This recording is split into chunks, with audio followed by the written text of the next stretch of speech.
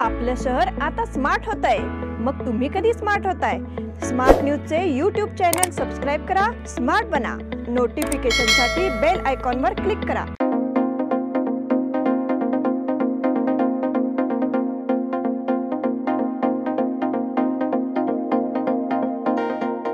नमस्कार, मी श्वेता अंकले स्मार्ट न्यूजच्या आजच्या बुलेटिन मध्ये आपल्या सगळ्यांचं स्वागत करते। आता एक नजर टाकूयात आजच्या ठळक घडामोडींवर। निवडणूक रोख्यांबाबत पुन्हा एकदा न्यायालयाचा बडगा। कॅनरा लोकसभा निवडणुकीसाठी खानापूर प्रशासन सज्ज। शेतकऱ्यांच्या समस्या सोडवण्याची मागणी। खादरवाडी जमिनी संदर्भात तहसीलदारांकडून पाहणी। कैद्यांसाठी आणलेल्या मिठाईमध्ये घातक रसायन। मुक्तांगण विद्यालयात 10वीच्या विद्यार्थ्यांचा निरोप समारंभ संपन्न। महावीर भवन येथे भव्य फर्निचर प्रदर्शन सुरू। त्याच फाउंडेशनकडून खासबागमध्ये विहीर पुनरुज्जीवन कामास प्रारंभ। स्वरमल्हार फाउंडेशन तर्फे सुरेल प्रभात मैफल संपन्न। मराठा मंडळ सेंट्रल हायस्कूलमध्ये 10वीचा निरोप समारंभ उत्साहात।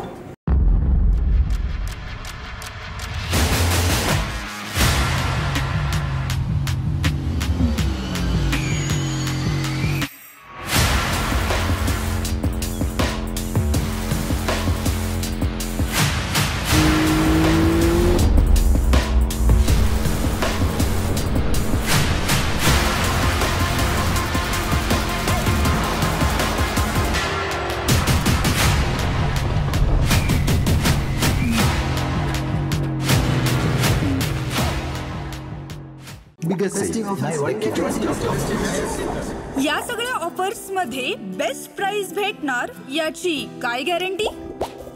सगळेच गायब। म्हणूनच बीएससी देते लोवेस्ट प्राइस गॅरंटी। जर तुम्ही आमच्यापेक्षा कमी किमतीत सेम कपडे बाहेर कुठेही खरेदी केलात तर खरेदी केलेल्या किमतीच्या फरकाच्या दुप्पट रक्कम आमच्याकडून मिळवा। बीएससी द टेक्सटाईल मॉल मधून आताच खरेदी करा तुमची आवडती sari, ladies wear, men's wear, kids wear, तेही सर्वात कमी किमतीत। BSC the textile mall, Tilakwadi, Belagavi. आता पाहूया सविस्तर बातम्या।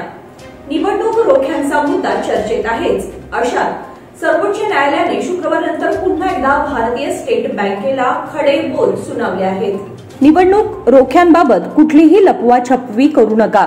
21 मार्च म्हणजेच येत्या 3 दिवसात सगळी माहिती सार्वजनिक करा असे निर्देश सर्वोच्च न्यायालयाने एसीबीआयला दिले आहेत। सोमवारी निवडणूक रोख्यांबाबत सर्वोच्च न्यायालयात सरन्यायाधीशांच्या घटनापीठासमोर पुन्हा सुनावणी झाली। त्यावेळी एसीबीआयच्या चेअरमनना सगळी माहिती 21 मार्च पर्यंत सार्वजनिक करा असे निर्देश देण्यात आले आहेत। तसेच ही माहिती निवडणूक आयोगाने त्यांच्या वेबसाईटवर तातडीने प्रसिद्ध करावी असेही निर्देश न्यायालयाने दिले आहेत। निवडणूक रोख्यांचा सगळा तपशील सार्वजनिक करावा, त्यात कुठलीही लपवाछपवी नको असं म्हणत सर्वोच्च न्यायालयाने एसबीआयला झापलं आहे। कॅनरा लोकसभा निवडणुकीसाठी खानापूर प्रशासन सज्ज। केंद्रीय निवडणूक आयोगाने लोकसभा निवडणुकीसाठी 16 मार्च पासून आचारसंहिता लागू केली आहे। कारवार कॅनरा लोकसभा मतदारसंघामध्ये दुसऱ्या टप्प्यात 7 मे रोजी मतदान होणार असून 4 जून रोजी कारवार जिल्ह्यातील कुमठा येथे मतमोजणी होणार असल्याची माहिती खानापूर तालुक्याचे सहाय्यक निवडणूक अधिकारी बलराम चव्हाण यांनी रविवारी 17 मार्च रोजी बोलावलेल्या पत्रकार परिषदेत दिली। आचारसंहितेचे काटेकोरपणे पालन करण्यासाठी तालुका प्रशासन आवश्यक ती सर्व पावले उचलणार आहे। यासाठी संबंधित सर्व राजकीय पक्षांच्या प्रमुखांना बोलावून याबाबत सूचना करण्यात आली आहे। सध्या खानापूर मतदारसंघामध्ये कणकुंबी, लोंढा आणि लिंगणमठ या 3 ठिकाणी तपासणी नाक्याची उभारणी करण्यात आली असल्याचे बलराम चव्हाण यांनी सांगितले। यावेळी खानापूर तालुक्याचे तहसीलदार प्रकाश गायकवाड उपस्थित होते। शेतकऱ्यांच्या समस्या सोडवण्याची मागणी। शेतकऱ्यांच्या विविध समस्या सोडवण्यासाठी यापूर्वी अनेक वेळा निवेदन देऊन देखील प्रशासनाने त्याकडे दुर्लक्ष केले आहे। त्यामुळे शेतकरी संकटात सापडला आहे।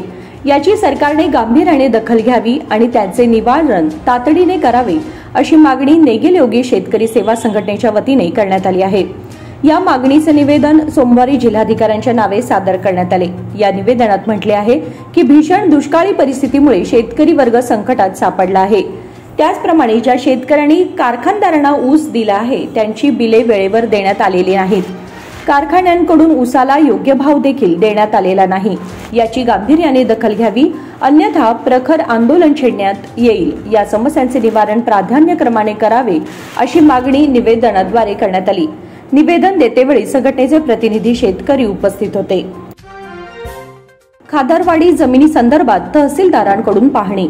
खादरवाडी येथील बक्काप्पा देवाच्या माळावरील जमिनीवर भूमाफियांची वक्र दृष्टी पडली आहे. यामुळे या विरोधात गेल्या काही वर्षांपासून ग्रामस्थांचा लढा सुरू आहे. या पार्श्वभूमीवर शनिवारी तहसीलदार सिद्राई भोसगी यांनी सहकाऱ्यांसह गावाला भेट देत ग्रामस्थांची चर्चा करून माहिती जाणून घेतली. गावातील बक्काप्पा देवाच्या माळवरील शेकडो एकर जमीन वारसदारांच्या नावे आहे. यापैकी काही वारसदार शेतकरी व ग्रामस्थांना अंधारात ठेवून जमिनीची भूमाफियांना परस्पर विक्री करत आहेत. पण सदर जमीन वर्षानुवर्षे शेतकऱ्यांच्या ताब्यात आहे. त्यामुळे सदर व्यवहार रोखण्यात यावेत, अन्यथा आंदोलन करण्यात येईल असा इशारा दिला होता. त्यामुळे शनिवारी तहसीलदार सिद्राई भोसगी, महसूल निरीक्षक पकाले, तलाठी हनुमंत मासादार यांनी गावाला भेट देऊन जमिनीची पाहणी केली. कागदपत्रांची शहानिशा करून कारवाई करण्यात येईल असे आश्वासन तहसीलदारांनी दिले. कैद्यांसाठी आणलेल्या मिठाईमध्ये घातक रसायन. हिंडलगाव मध्यवर्ती कारागृहातील एका कैद्याला भेटण्यासाठी आलेल्या महिलेने आणलेल्या मिठाईत घातक रासायनिक पदार्थ आढळून आले आहेत. कारागृहाचे मुख्य अधीक्षक कृष्णकुमार यांनी या प्रकरणी बेळगाव ग्रामीण पोलीस स्थानकात फिर्याद दिली असून पोलीस निरीक्षक नचिकेत जिनगौडा व त्यांच्या सहकाऱ्यांनी तपास सुरू केला आहे. बडकुंद्री येथील रेखा मर्डी नामक महिला खून प्रकरणात कारागृहात असलेल्या काशप्पा करिगोळ या कैद्याला भेटण्यासाठी 11 मार्च रोजी हिंडलगाव मध्यवर्ती कारागृहात आली होती. तिने अर्धा किलो मिठाईचा बॉक्स आणला होता. कर्मचाऱ्यांकडून झालेल्या तपासणीत या मिठाईत रासायनिक पदार्थ आढळला. कारागृह कर्मचाऱ्यांनी मिठाई आणलेली महिला कोठे आहे अशी विचारणा करताच तिने तेथून पळ काढला. बेळगाव ग्रामीण पोलीस पुढील तपास करत आहेत. मुक्तांगण विद्यालयात 10वीच्या विद्यार्थ्यांचा निरोप समारंभ संपन्न. आजचा विद्यार्थी भाग्यवान आहे. त्याला उच्च शिक्षण घेण्यासाठी अनेक पर्याय उपलब्ध आहेत. त्यानुसार शिक्षण घेऊन प्रगती करावी असे आवाहन सह्याद्री सोसायटीचे अध्यक्ष प्राचार्य आनंद पाटील यांनी केले. भाग्यनगरमधील मुक्तांगण विद्यालयाच्या 10वीच्या विद्यार्थ्यांचा सदिच्छा समारंभ नुकताच झाला. त्याप्रसंगी प्रमुख पाहुणे म्हणून ते बोलत होते. आदर्श गुणविकास प्रतिष्ठानचे अध्यक्ष एल गुरव अध्यक्षस्थानी होते. सचिव दिगंबर राऊळ, सहसचिव BL सायनेकर, संचालक अनंत लाड, मंडोळकर, RY पाटील, मुख्याध्यापिका सविता JK व्यासपीठावर होते. ज्योती तिनईकर यांनी परिचय करून दिला. पाहुण्यांच्या हस्ते दीपप्रज्वलन झाले. महावीर भवन येथे भव्य फर्निचर प्रदर्शन सुरू. बेळगावमध्ये प्रथमच सर्वात मोठे फर्निचर प्रदर्शन विक्री 70% पर्यंत सवलतीसह भरवण्यात आले आहे. ही ऑफर 15 मार्च ते 28 मार्च या कालावधीत फक्त 14 दिवसांसाठी आहे. या सुवर्ण संधीचा लाभ घ्या असे आवाहन करण्यात आले आहे. या प्रदर्शनात corner sofa, imported sofa, 3+1+1 sofa set, dining table, TV unit, wardrobe, cot, दिवाण आणि बरेच काही उपलब्ध आहे. सदर फर्निचर प्रदर्शन विक्री महावीर भवन, हिंदवाडी, बेळगाव येथे सकाळी 10 ते रात्री 9 पर्यंत सुरू आहे. पॅस फाउंडेशनकडून खासबागमध्ये विहीर पुनरुज्जीवन कामास प्रारंभ. पॅस फाउंडेशन आणि AKP फेरोकास्ट तर्फे खासबागमधील शिक्षक कॉलनीतील जुन्या विहिरीच्या पुनरुज्जीवन कामाला नुकताच प्रारंभ करण्यात आला. खासबागमध्ये 1916 मध्ये ब्रिटिश काळात बांधलेली विहीर दुर्लक्षित झाल्यामुळे निरुपयोगी ठरली आहे. नगरसेविका प्रीती खामकर यांनी प्रभागातील रहिवाशांसह पॅस फाउंडेशनला विहिरीचे पुनरुज्जीवन करण्याची विनंती केली. पॅस फाउंडेशनने AKP फेरोकास्टच्या CSR निधीतून विहिरीच्या पुनरुज्जीवनाचा प्रकल्प हाती घेतला आहे. आमदार अभय पाटील यांच्या हस्ते पूजन करून कामाला सुरुवात करण्यात आली. यावेळी नगरसेविका प्रीती खामकर, AKPचे संचालक पराग भंडारे, पॅस फाउंडेशनचे डॉक्टर माधव प्रभू, सदस्य विनायक खामकर व स्थानिक रहिवासी उपस्थित होते. स्वर मल्हार फाउंडेशनतर्फे सुरेल प्रभात मैफल संपन्न. बंगलोर येथील ख्यातनाम गायिका, उभयगान विदुषी डॉक्टर श्यामला भावे यांच्या जयंतीनिमित्त आयोजित केलेल्या प्रभातकालीन बैठकीमध्ये पुण्याच्या गायिका उर्वशी शहा यांनी सुरेल स्वरपुष्प गुंफले. त्यांनी आपल्या गायनाची सुरुवात भैरवी या लोकप्रिय प्रातःकालीन रागातील बडा ख्यालातील बंदिशीने केली. भैरव रागातील दादरा गीत प्रकाराने मैफिलीची सांगता केली. त्यांना तबल्यावर अंग देसाई आणि संवादिनीवर सारंग कुलकर्णी यांनी साथ संगत केली. तानपुरा साथ पावणे ऐरसंग हिने दिली. सुरुवातीला वागेश भट, स्वर्णलता भट आणि सुमना भट आणि उर्वशी शहा यांच्या शुभहस्ते दीपप्रज्वलन झाले. वागेश यांनी डॉक्टर श्यामलाताईंच्या सांगीतिक कार्याचा थोडक्यात आढावा घेतला. भारती गुरव यांनी प्रास्ताविक व सूत्रसंचालन केले आणि आभार व्यक्त केले. मराठा मंडळ सेंट्रल हायस्कूलमध्ये 10वीचा निरोप समारंभ उत्साहात. मराठा मंडळ सेंट्रल हायस्कूल येथे 10वीच्या विद्यार्थ्यांचा निरोप समारंभ नुकताच संपन्न झाला. यावेळी प्रमुख पाहुणे म्हणून ॲडव्होकेट भैरू टक्केकर उपस्थित होते. त्यांनी विद्यार्थ्यांना मौलिक मार्गदर्शन केले. कार्यक्रमाच्या अध्यक्षस्थानी शाळेचे मुख्याध्यापक विश्वजित हसबे होते. यावेळी राजेश धुरी, सुहास आनंदाचे, कुणाल पाटील, ओंकार लोहार, श्लोक मोहिते या विद्यार्थ्यांनी आपले शालेय अनुभव सांगितले. सहशिक्षक डी.टी. सावंत यांनी विद्यार्थ्यांना मार्गदर्शन केले. मुख्याध्यापक विश्वजित हसबे यांनी देखील विद्यार्थ्यांना 10वीच्या परीक्षेसाठी शुभेच्छा दिल्या. पसायदानाने कार्यक्रमाची सांगता झाली. कार्यक्रमाचे सूत्रसंचालन कविता फडके यांनी केले तर प्रास्ताविक रेश्मा राक्षे यांनी केले. कृष्णा पानेरी यांनी आभार प्रदर्शन केले. बातमीपत्रामध्ये वेळ झाली एक छोट्याशा विरामाची. पुढे जाऊ नका, पाहत राहा स्मार्ट न्यूज.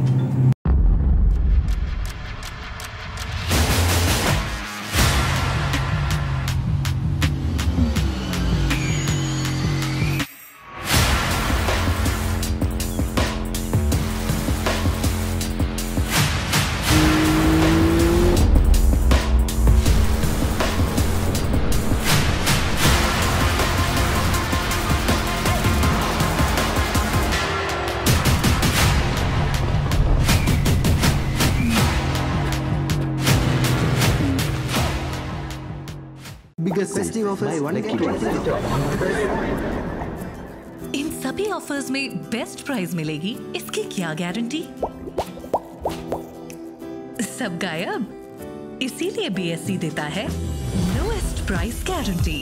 अगर आप हमसे कम दाम में सेम कपड़ा कहीं और से खरीदते हैं तो खरीदी हुई कीमत के फर्क की दुगनी धनराशि हमसे पाइए। बीएसई द टेक्सटाइल मॉल से खरीदिए अपनी पसंदीदा sari, ladies wear, men's wear, kids wear और यहाँ तक की होम फर्निशिंग भी, और वो भी सबसे कम कीमत में। BSC the textile mall, Tilakwadi, Belagavi.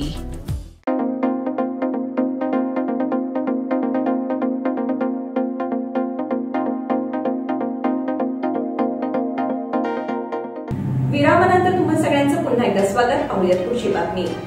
Dharmaveer Sambhaji Maharaj बलिदान मासानिमित्त श्री शिवप्रतिष्ठान हिंदुस्थान बेळगावच्या वतीने कोलवाड गल्ली येथील लोकमान्य रंगमंदिर येथे रक्तदान महायज्ञ शिबिर आयोजित करण्यात आले होते.